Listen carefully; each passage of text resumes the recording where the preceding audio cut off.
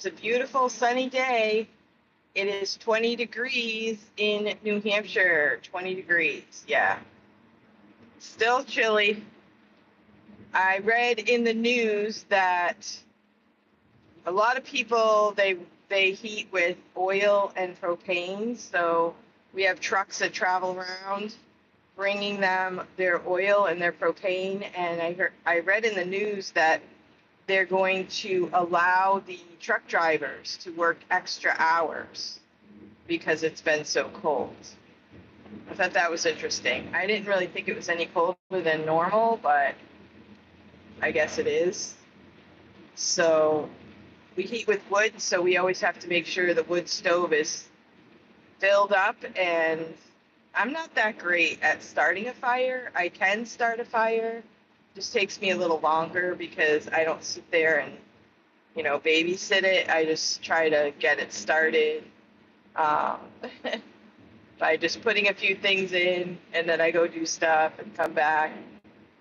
It's not my easiest task to do, but I can do it. And so that's what we do at our house. So we don't have an oil truck that comes by. But yeah, there's lots of delivery trucks this time of year. And I'm glad that they're being able to work extra. So I'm headed north today. And I wanted to tell you a little story that happened yesterday. My daughter, recently, she got a brand new phone. I'm not sure, if it was a brand new top of the line phone. I think it cost like $1,000 or something. And they paid for it instead of making payments. So she got a brand new phone. She went to the mall yesterday she had 5 kids with her, and she must have dropped it or something. And she was in the car and she realized that she couldn't find her phone. So then she called it. That's what you do when you can't find your phone. You call the phone, see if it rings, and hopefully the ringer is not on silent, or hopefully it's not dead. I've done this for my mom several times because she'll misplace the phone even in the house. Well, I've done it myself. So anyway, she calls the phone. No, wait a minute. She didn't call the phone because she didn't have a phone. She had to go inside to security and ask them if she could use a phone so she could call her phone. And I can't remember I think the other thing was she didn't end up finding it, like nobody answered her phone or anything. So then she had an idea to put in her AirPods. So she put in her AirPods and she drove to where she had been parked and to see if her AirPod would connect. And amazingly enough, good morning, everyone.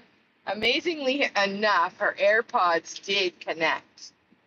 And so she was driving towards where she parked. Her AirPods connected. So then she knew, okay, the phone is around here somewhere. So keep in mind, it's 20 degrees. So she's walking around the parking lot trying to look under cars, where could it be? So then she couldn't find it, and she knew it was close by. So the next step was to start looking in cars. So she kind of was glancing inside cars, and lo and behold, she saw her phone on someone's dashboard. And so then she went inside. I believe she went inside and tell security, hey, my phone's in that person's car. Can you help me get it out? So they suggested to call the police. So she called the police, and they're like, we can't break into their car.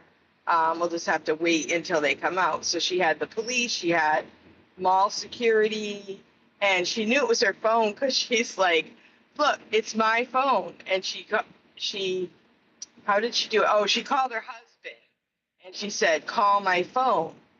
So her husband called her phone so they could see the phone light up.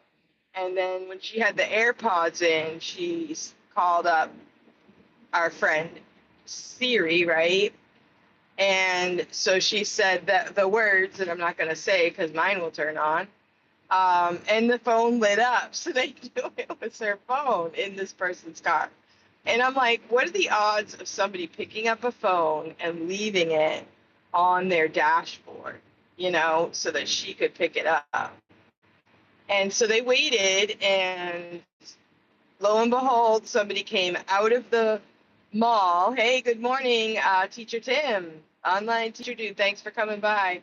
So I have this really cool story that my daughter dropped her phone in the mall parking lot, and through the story, she ended up connecting her earbuds to the phone. Like, she drove towards where she had been parked, and she could hear the AirPods connecting.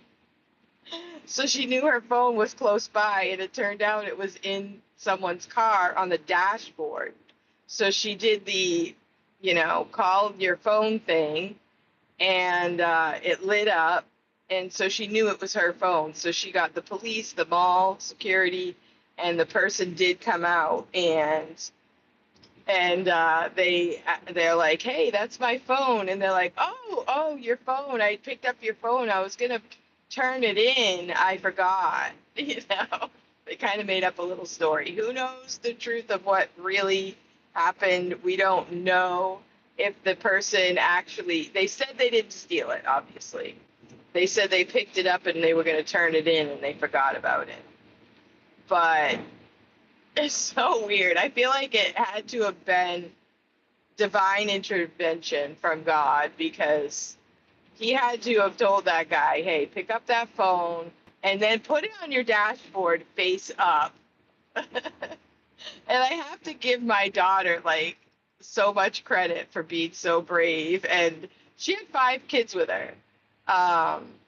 Two, let's see, 2 girls. They're not too bad.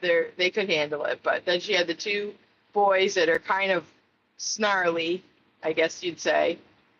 And then she had the baby, who's not quite a year yet. And it's 20 degrees. And she's like, I've got to find my phone. And she just bought it. Like, this phone was like brand new.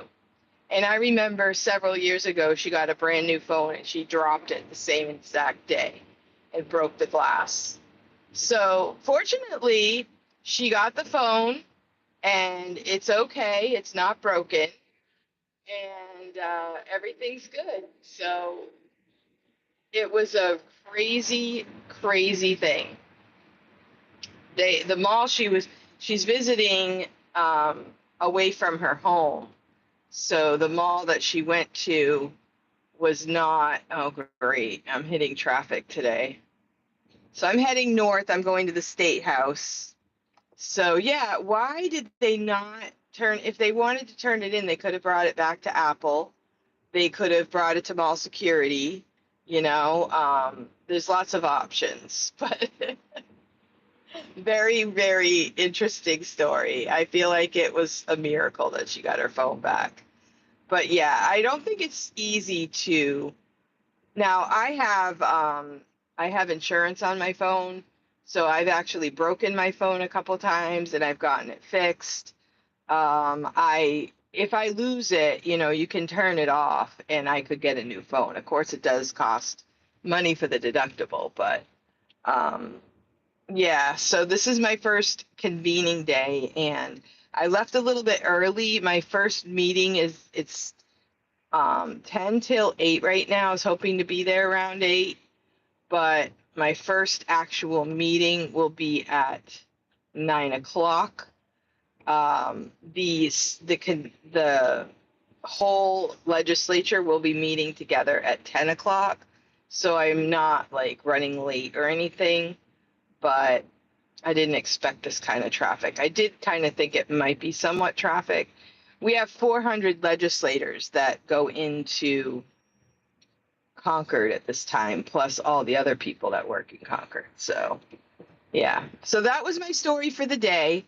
And I just wanted to connect with my friends here for a couple minutes and let you know that I said hello. I know if I miss a day, you guys are going to be like, oh my goodness, where is she? So I just wanted to say hi, and it looks like there might be an accident up ahead. I see an emergency vehicle behind me. Yeah, I have no place to go. Oh, this has to be still.